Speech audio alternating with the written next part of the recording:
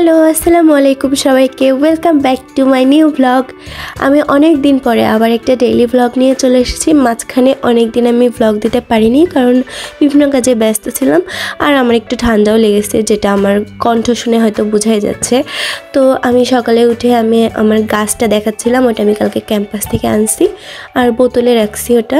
আর এখানে আমি আমার র্যাক দেখাচ্ছিলাম, এটাতে আমি আমার কসমেটিক্স আর আদার্স জিনিসগুলো সুন্দর করে সাজিয়ে রেখেছি।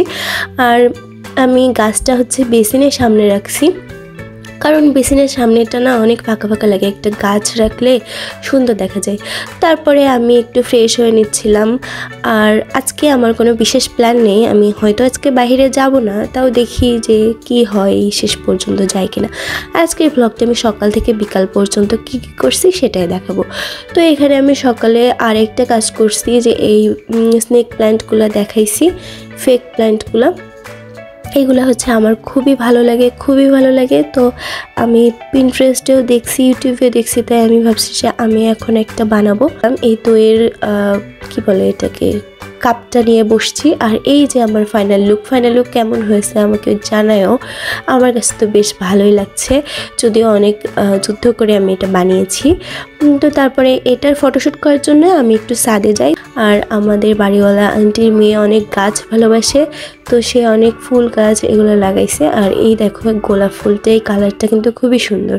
তারপরে আমি রুমে এসে দেখি যে আমার পিম্পলের জায়গাটাতে একেবারে কালো হয়ে গেছে। তারপরে আমি কি করি, যে একটু লেবু পানি খাই। আর এখানে পানিটা একটু হলদেটে দেখাচ্ছে, কারণ এর মধ্যে তেজপাতা দেওয়া হয়েছিল। তেজপাতা দিয়ে পানিটা ফুটায়, তারপরে লেবুর রস দিয়ে মিক্সড করে খাই। আর এটা আমি আজকে থেকে খাওয়া শুরু করছি, কারণ ওজনটা অনেক বেড়ে গিয়েছে। তো এটা খেলে কি হয় যে একটু ফ্যাট লস হয়, তো আমি এজন্য এটা বানাচ্ছিলাম। তারপর এটা আমি আস্তে ধীরে খাই। তারপরে আমি কি করব, একটু এক্সারসাইজ করব, দেন ব্রেকফাস্ট বানাবো। আর আজকে থেকে যেহেতু আমি ডায়েট করতেছি, তাই খুবই হালকা খাবার খাবো। তো দেখাবো যে কি কি বানাচ্ছি। আর এই দেখো, এই কাপটা আমি পেয়েছিলাম গোল্ডেন জুবিলির সময়। তারপরে এই যে আমি সকালের খাবার বানাই, এখানে চিড়া, টক দই আর কলা আছে। তো এটা আমি সকালে খাবো, এই খাবারটা কিন্তু আমার ভালোই লাগে। খাওয়া কমপ্লিট করে আমি একটু পড়তে বসি। আর এখানে আমি আমার ক্লাসে স্যার কী কী পড়িয়েছিল সেটা একটা না কয়েকটা পেজে লিখে আমি স্টাপলার করে রাখছিলাম। তো ওইটা আমি একটু বের করি, আর ওইটা আমি একটু পড়তেছিলাম। তো পড়তে মনে হলো যে একটু খাতায় লিখলে ভালো হবে, তাই আমি খাতায়ও লিখি। আর আমি আমার পড়ার ভিডিওটা খুব বেশি দেখালাম না, কারণ আমি রোদে বসে পড়ছিলাম, যেহেতু শীতকাল। আর এখানে রোদের কারণে ক্যামেরাতে ঠিকমতো আসতেছিল না ভিডিও, কেমন অন্ধকার লাগছিল। তো তার কারণে আমি আর বেশি দেখালাম না। তো এখানে আমি বেশি পড়িনি, জাস্ট লিখছি। তো লেখাটা শেষ করে দেন আমি ভাবছি যে একটা গল্পের বই পড়বো। আমি যে আগের কোন একটা ব্লগে জানি দেখিয়েছিলাম যে একটা গল্পের বই কিনছি, একটা না দুইটা কিনছি।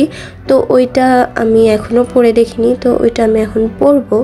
তো আমি বইটা বের করি, তোমরা ততক্ষণে আমার চ্যানেলটা সাবস্ক্রাইব করে দিও। আর যদি ভিডিও ভালো লেগে থাকে তাহলে একটা লাইক করে দিও।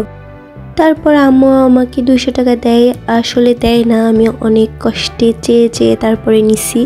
কারণ আমার মা আমাকে রেগুলার হাত খরচ দেয়, কিন্তু একবারে বেশি টাকা দিতে চায় না, কারণ সেভাবে আমি এখনও ছোট আছি। কিন্তু না, আমি তো অনেক বড় হয়েছি।